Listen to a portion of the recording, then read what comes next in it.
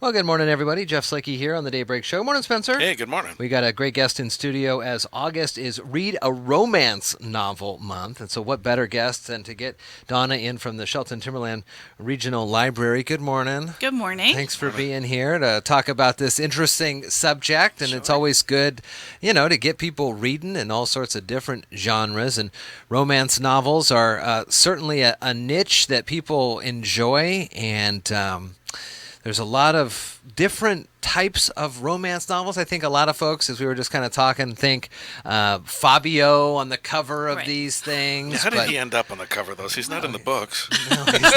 No, he's not in the books. We're looking at some of the historical, kind of the main ones, and it seems like lots of folks believe Pride and Prejudice, the best romance novel ever written, some people say. How would you characterize a romance novel for an average reader? So I think, I talked to one of our experts on staff, and she said, really, there are two things that you need to define a romance novel, and that's a central love story and a happy ending. Uh-huh. So there's all kinds of books that don't have Fabio on the cover. Right. I think we think of the Regency, we think of these old historical British manor homes, and there's so many modern romances as well.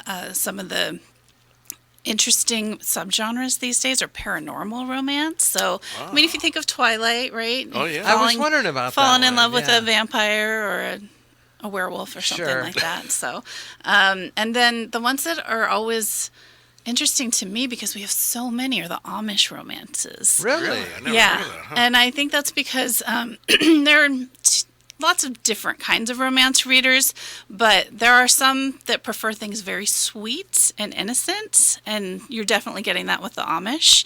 Also, Christian romance, you're not getting all of the racy sex stuff, A lot of these romance novels can be pretty descriptive in their details. 50 Shades of Grey. Oh yeah, the 50 Shades novels. Those are, I would imagine, romance novels. If you look at the definition there, some of the other ones that have been then turned into huge movies, like The Notebook, is a big one, I would Right. think. And one of the other ones here I see is like even the Hunger Games trilogy. If you were, the kid, the whatever, they're getting ready to do their fights, Yeah. but they fall in love, and there's a Right. central story there, and happy ending for at least those two in the story. Maybe not in the first couple books, but yeah. It all wraps up in the end here. Outlander, a big one, too. That was turned into a TV series. Yeah.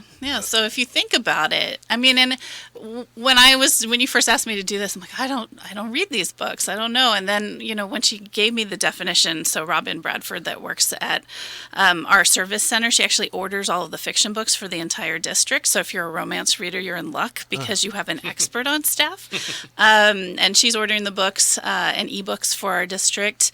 She actually was nominated or awarded Librarian of the Year by the Romance Writers of America a couple years back in 2016. So we definitely have an expert on staff. So I went to her when you asked me to do this. But then I realized, I do read romances. I just don't read the ones with Fabio on the cover. Right. I don't read the historical romances generally, but I do like a little romance. It's nice to have a happy ending when the world's such a sad place. For sure. Is this a large category in the library? Do you see that this is kind of among genres, a higher checked out genre, or? Yeah, and it depends. I mean, I've worked at different libraries within the Timberland system, and I remember, I don't check in the books so much here in Shelton, but romance readers will check out these huge stacks and just go through books and books during their 3-week checkout period. And so, yeah, I mean, it's definitely a popular, but besides mysteries, romances are probably really popular. Then you have the Westerns and science fiction, which are even more, I think, specialized for niche readers, I bet stereotypically it was like the female reader that would read these books, but I bet it's kind of like so-called chick flicks. There's just as many guys probably reading these as women. I mean, do you find that to be true? I mean, I've read a lot of these books myself. I'm sure if you look at the definition of what a romance is,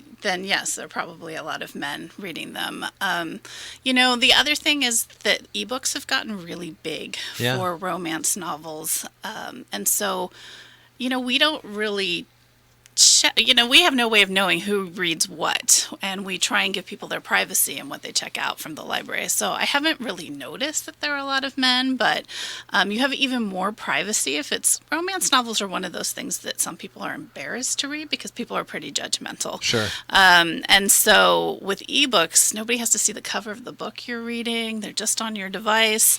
But at the library, we like to tell people we don't care what you read as long as you're reading. You shouldn't feel ashamed of what you're reading. I'm reading Rambo 6, but it's really like Wuthering Heights. Lay off me, it's Rambo. Looking at the subgenres is again, I'm kind of just reading off the Wikipedia page. There's contemporary romance, which is after World War II, and then historical, would I imagine be before that, romantic suspense, paranormal romance, like you mentioned, alternate realities, time travel, perhaps ghosts, witches, all sorts of things there.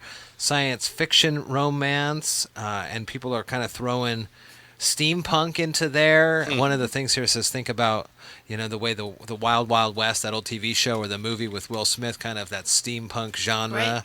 That's pretty fascinating. Fantasy romance, time travel, inspirational, multicultural, and erotic. There's a lot of different markets. I mean, it's a huge industry for writers. And as you said, you see the romance novels on those ebook, like what's trending or what people are reading now or new releases.